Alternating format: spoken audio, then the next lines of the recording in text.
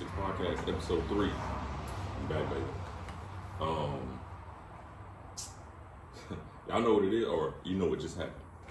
We just played Utah State. Great game. From my perspective, I thought it was an awesome game. It was fantastic. It was a great game. Listen, it was a cupcake game, so to speak. But I think we saw a lot of good things from this game that we all expected to see. And some of it surprised us. So, we're going to talk a little bit about the offense, special teams, defense, and just what we took away from the game. Yep. And just keep in mind, please, this is not a channel where we're going to get all analytical. All this is from a fan perspective. Like, two homies talking Alabama football. That's what it is. Yeah. He's not Bill O'Brien. And I'm not. Nope. I'm not Lane Kiffin. We just fans talking about what we see. That's right. And I think y'all will enjoy this episode. Exactly. Just matter of fact, go on, hit that subscribe, hit the notification bell for all, and rock with us. Hit that like button too. Get us. We're trying to build. We got 10 subscribers right now, but it's all good. It's a process, but we here, and we're not going nowhere. Yeah. So just get used to us and roll with us. And comment. Roll tight. If you got something good to say, something constructive, let us know. And we'll try to get better.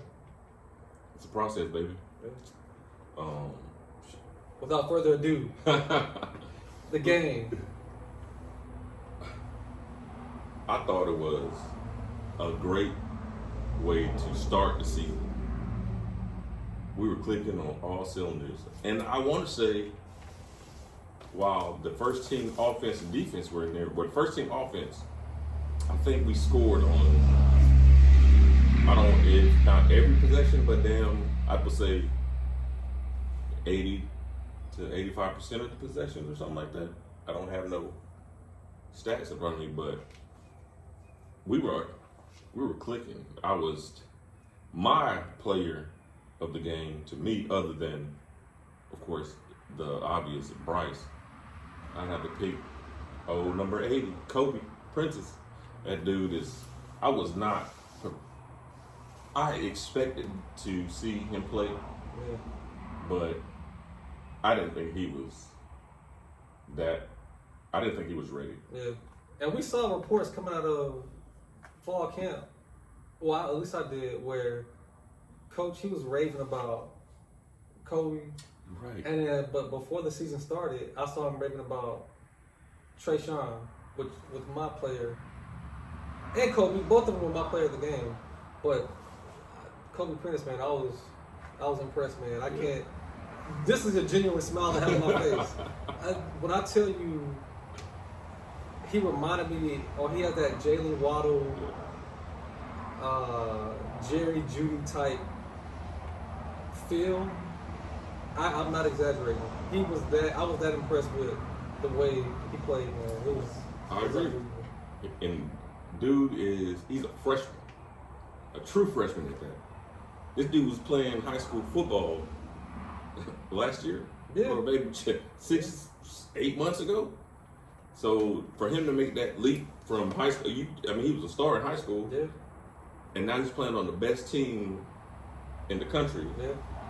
And I don't think he started. Either way, he played a significant amount of time in the opener. Yeah. And I was really impressed. And at one point, he led the team in receptions, and yards. Yep. And did he score? I don't know if he scored. No, he didn't score. He didn't score. But that was for a first game, again, albeit against Utah State, man, you couldn't ask for a better introduction to Alabama fans than the way he performed. I mean, no drop passes, great running the ball after the catch. I think he's going to turn out to be a reliable person on the team as the season progresses. And again, that was game 1. He looked elite. I think him and, like you said, Trayshawn, I think they're going to be our, I don't want to say anchors. Yeah, I say anchors at at wide receiver. I think they're going to be our go-to, our clutch receivers. And that's what we need. I mean, we had Mechie, and I hate to talk about last year's team, but we had Mechie and J-Mo. I mean, with them both sure-handed receivers, and I think we have that in Prentice and Holden. But with that, we still got, like we were talking earlier, still got Jacoby Brooks that really hadn't even made his presence felt yet. So, man, when the season ended last year, I was worried about the receivers. But going into fall camp, I was like, all right, I'm kind of comfortable. But now it's, hey, let's get it. I have all the faith in these boys. I'm ready. Outside of the receivers, just solely focusing on the offense right now, I was impressed with Jahmyr Gibbs. I thought he looked good. Again, pre-pod talk before we started filming, we was talking about, well, I was really saying that Jahmyr Gibbs, I was impressed with him. He didn't have any big, long runs, but, man, you can tell if he gets in the loose. You know who he remind me of? And Bama fans, forgive me. And let me tell you what this offense at least reminds me of. The year that we lost to Clemson in 2015. No, the year that we beat Clemson in 2015. That's what this team feels like to me. But we're going to win the title this year. That Travis Etienne, that's what Jahmyr Gibbs reminds me of. Like, that elusive bat that you can just pitch it to or you can throw it out of the backfield to. He reminds me of that.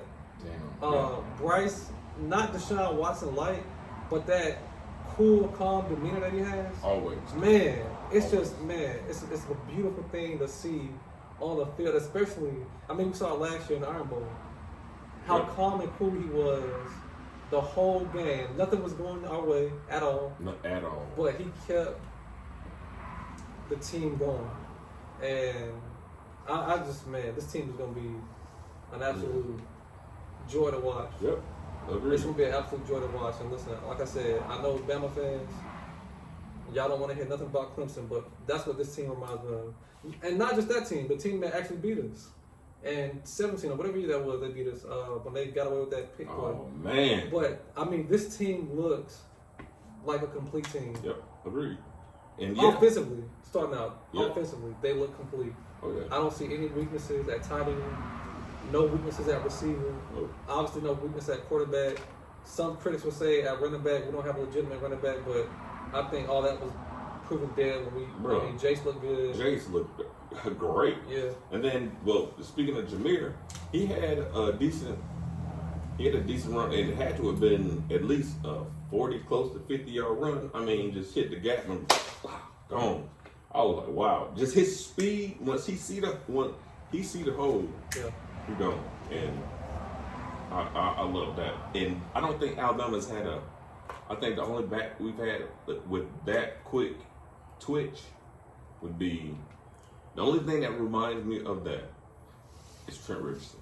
Trent Richardson, and what makes me think about that is that game play, it was Ole Miss. You thought he was tackling in the backfield. I mean, quick, boom, juke dude, ran, juke somebody else down towards the end zone, scored a touchdown. So I would probably equate him to like that type of running back, I guess. But I mean, he's not the bruiser that Trent Richardson was, but I mean, he's got that quick twitch, like you said. So, and then like Jace, and then who was the other one? Damn. Roy got some playing time. I think Isaiah Bond. He got some playing time. Again, another true freshman. And people saying freshmen don't play at Bama. If you are a college recruit and you are watching this YouTube video, let Isaiah Bond, Kobe Prentice, and whoever else, Kool-Aid last year. Think about those players that got reps. And don't even think about just last year or this year. Years prior to that, we had Tua starting at quarterback. Jalen Hurts started at quarterback as a freshman. never mind the list of receivers that we have playing. I mean, you will get on the field if you prove your worth as a player. If you show yourself as an asset, if you build what Coach talks about, value for yourself, you're gonna be on the field. Yep. No question. No question. But you have to be valuable. Yeah. You know what I'm saying? So I mean, you have to do what needs to be done according to the process in order to make that happen. Yeah. And that's just bottom line. And now I see, and who I think we talked about this previously about Jonathan Allen saying, you can't. It's football all the time, all day, every day. Yeah. No social life. No. It's football 24/7. The offensive line. Before we transition to defense and special teams, anything with the offensive line? We talked about stuff before we started filming. What is your takeaway compared to last year? Again, we know it's Utah State. But did you see what you wanted to see? Yeah, I did. Other than, of course, that one sack, but that wasn't the offensive line's fault. That was, I'll put the blame on Bryce for just not making the correct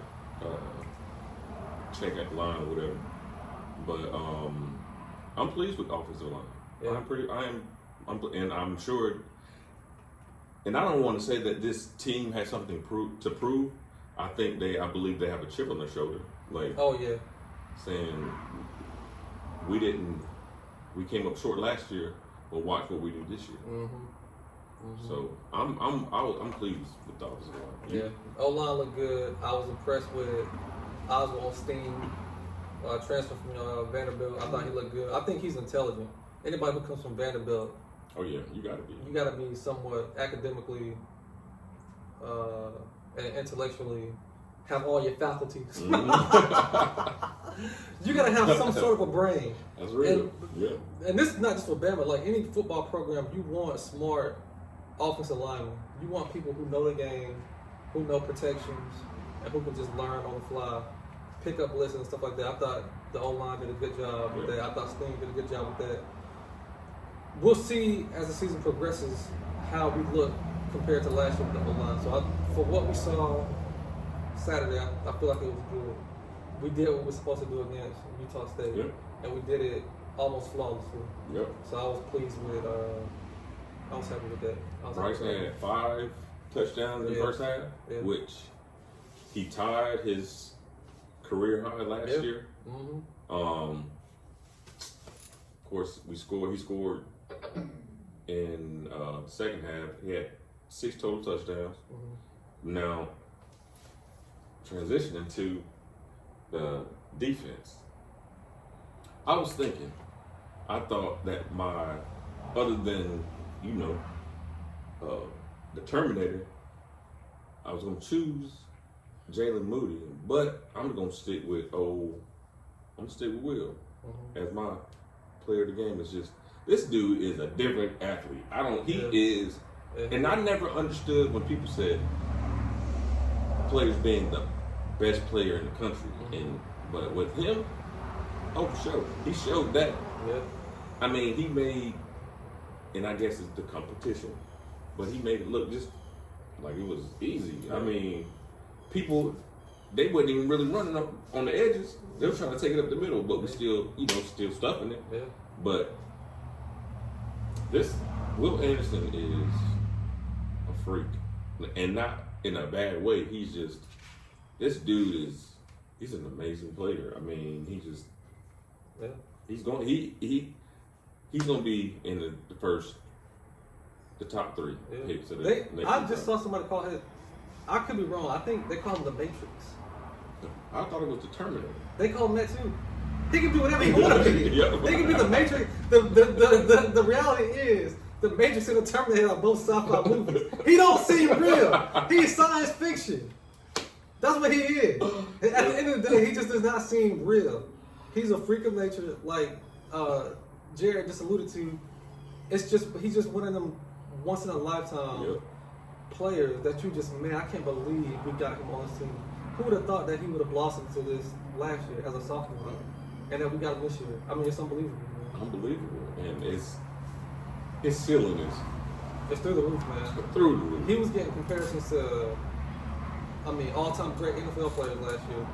So, and that was as a sophomore, as a 19, 20-year-old, or 20, 21-year-old, however old he is. You getting those type of comparisons that early, man, it's, the sky is the limit. This dude is going to he can go as high as he wants to go when it comes to playing his position and doing what he wants to do. And I think he's in the right place to do it. Yeah.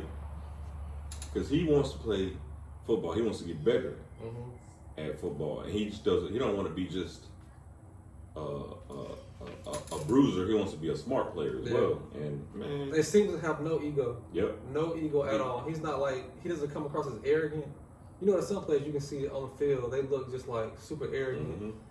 They have a lot of showboating on the field, like excessive showboat. Not, you'll see Will, he'll get up and shake his hand like this every now and then, but there's nothing like him dancing, doing money signs.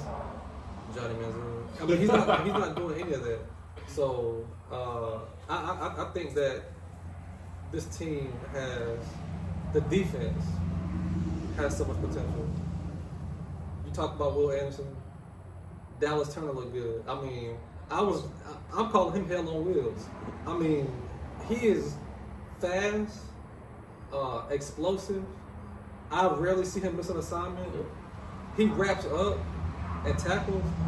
And we're going to talk about this more when we start going more into the defense. I didn't see any missed tackles. I didn't see any whiffs. Henry To'o.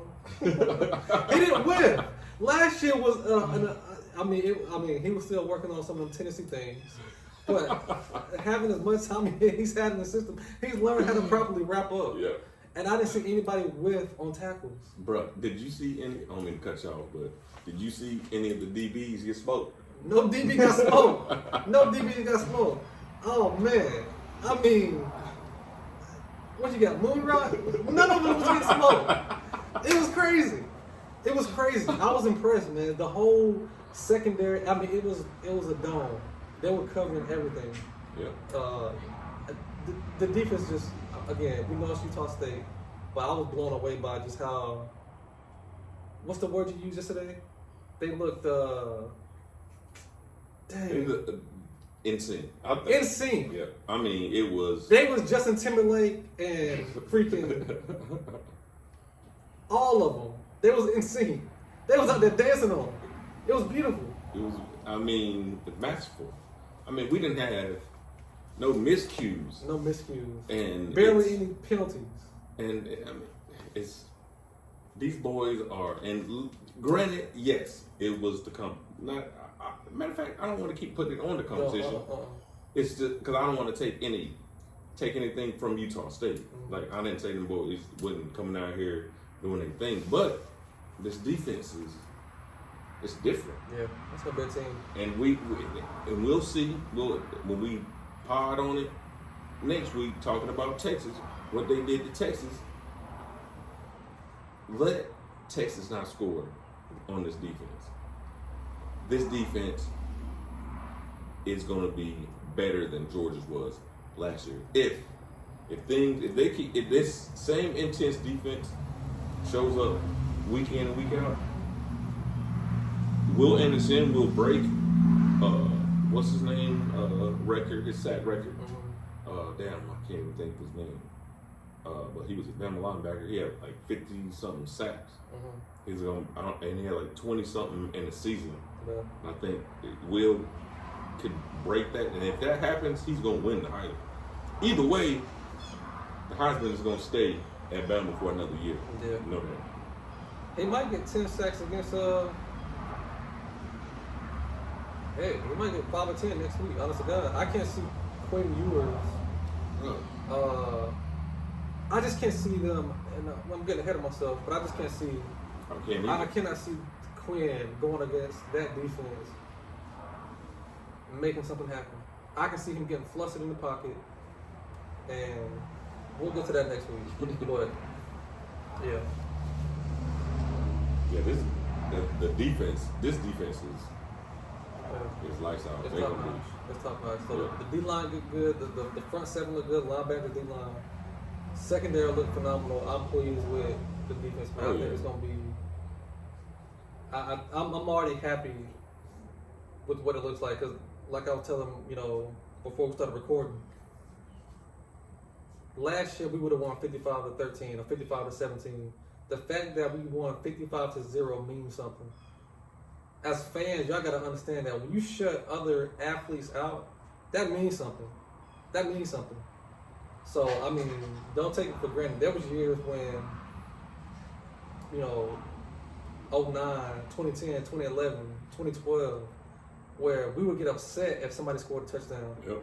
I mean, it was that defensively, we were that locked in. And this team is right there. And maybe it is what Coach Saban and who Will Anderson alluded to this before the season, is that there's no complainers, there's no what did they call them, energy vampires or somebody, I forget what he called them, but either way, this team is locked in behind the scenes, on the field, mentally, physically. These dudes are ready.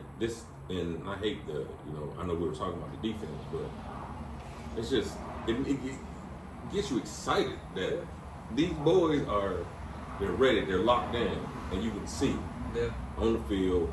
And then Bryce is, to me, this year and maybe it's just the first game, he seemed more loose. Yeah. Like, of course, he celebrated last year, but it was just on another level. You can see the confidence. I mean, there was one point he scored and you just saw him dancing with the crowd. I'm like, man, that's another. He wouldn't have did that last year. He would have been a little bit more timid, a little bit more shy. But now you can see his assertiveness. Like, he knows he's the guy for the team. And I like that. I like that swagger, quote unquote. Like, we have that Bama factor back now, that Bama swagger now, and I like that the team, that feeling is being restored throughout the program. And not that it ever dropped off, it just wasn't for a lot of the past few years. It wasn't where we wanted it to be.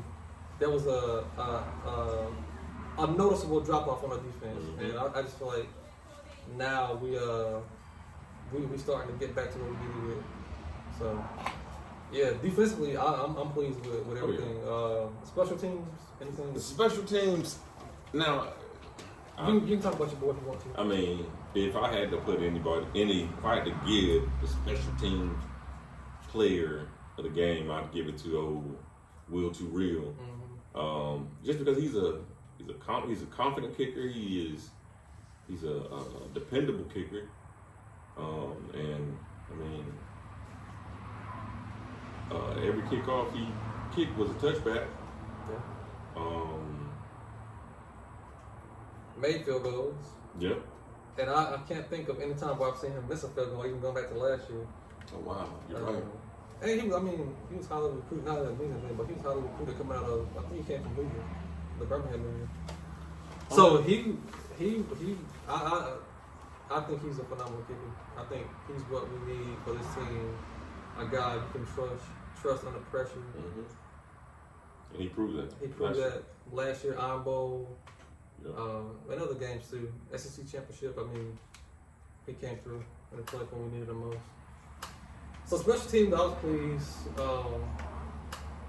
And I'm pretty sure we'll start to see more out of the kick returners when the competition steps up. Yeah. So, yeah, that's what I think about it. Yeah, I agree. Because I'm glad we didn't muff any kicks, and we didn't shoot ourselves in the foot with the special team. So I was pleased with that. Shoot. Of course, we talked about our offensive player, defensive player of the game. Will Anderson. That is special team player of the game. I'll give it to Will Too Real. Again, you can never. We saw against Florida State, LSU. Oh man. I mean, you can't take special teams for granted. You can't take the field goal team for granted. So to be able to have people that can block and kick, it's a blessing, man. It's a blessing. So only thing with special teams that I was kind of, and I guess Coach Saban said it was something. It was a snafu, or so I forget what he called it when what's his name, Burnett was blocked. on the block when our punt was blocked. But hold on, we had a punt block. yeah. Oh dang, I must have turned from the game by that time. Yep. I'm just being real, Bama fan. It became a snooze fest at some point. Like, I can't watch no more. 55-0, can't watch no more. 48-0, can't watch it no more. Only reason why I was watching because I didn't want them to score. Yeah. So, but yeah, the punt got blocked, but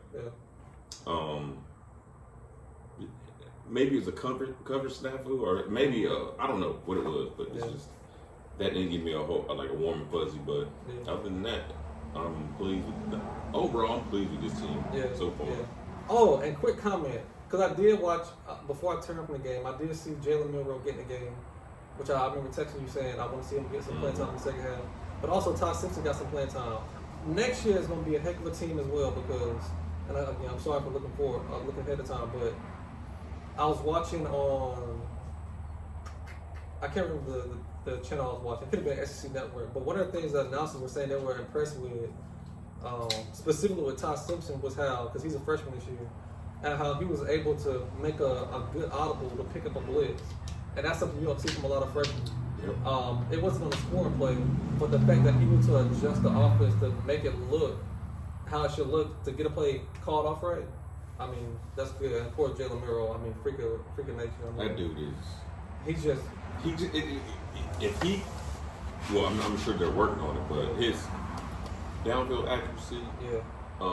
And I guess they're trying to get him. I guess I'm not a quarterback. I ain't never been no quarterback, but I guess it's the different velocities of throwing the ball and stuff like that, and they're trying to teach him the small things at being a quarterback. But if he masters that and becomes like a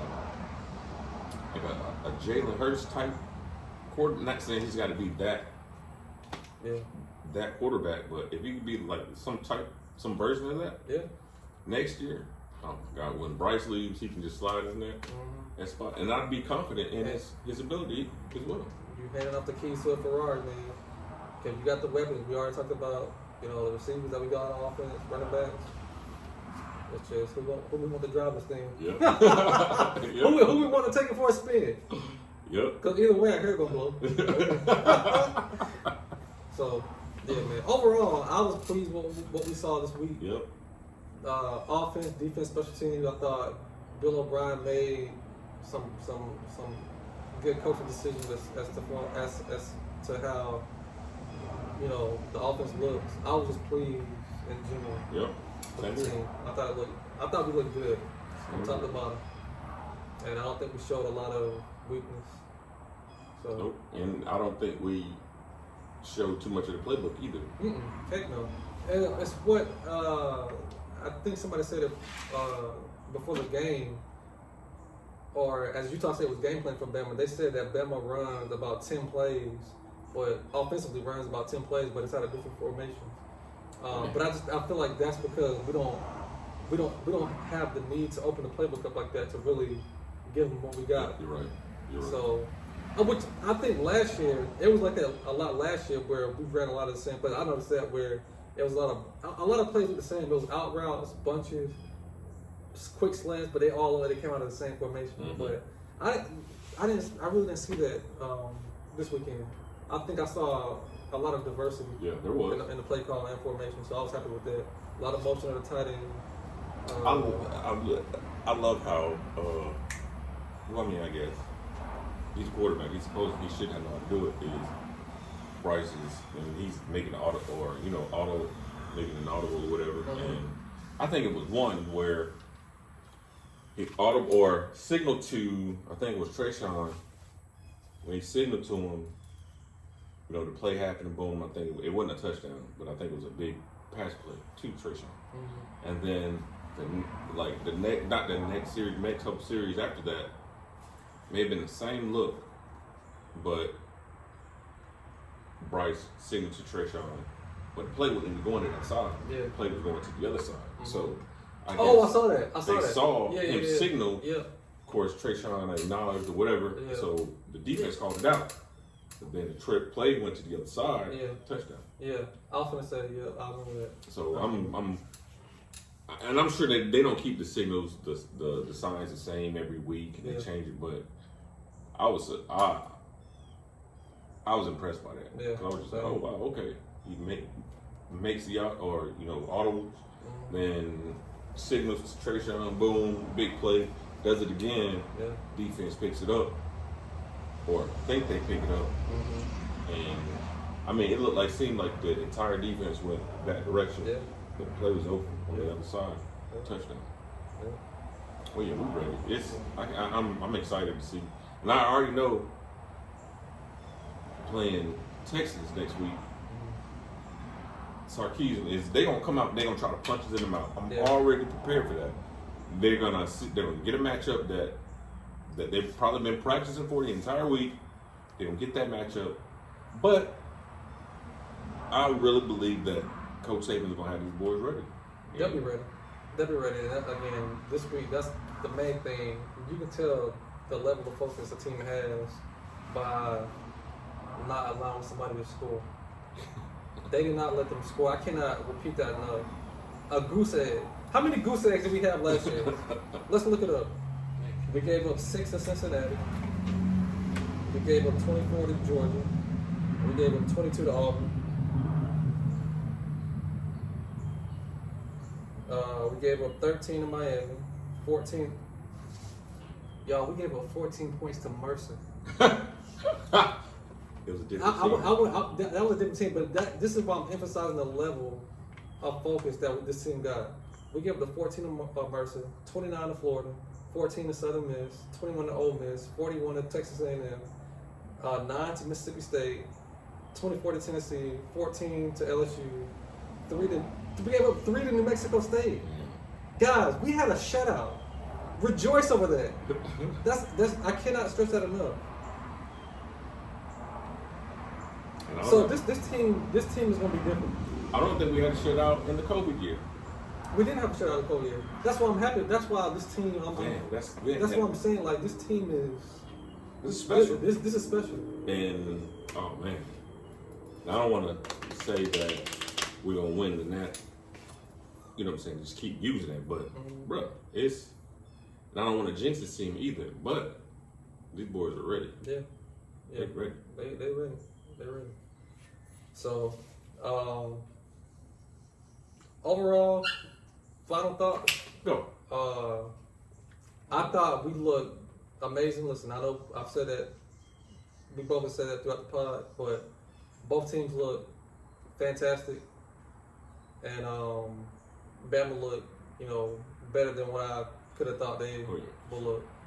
And not for nothing, listen, Utah State did look good. They put a little bit of pressure on Bama in the pass game. They had a lot of cover sacks. We saw Bryce run a lot. They didn't score, but they looked good for what they were. And I think they'll have a good season this year, playing in their conference this year. I think they'll be one of the top teams in their conference, like they were last year. They were ranked last year. They were 11-1. This might be the only loss that they get all year, so. Maybe because it's Bama. Yeah. So, yeah, my final thoughts, Bama they look like old Bama, and they were starting to feel them. So. Yep, same here. I agree. Yeah. I'm pleased with the overall performance this week, and it's only gonna get better.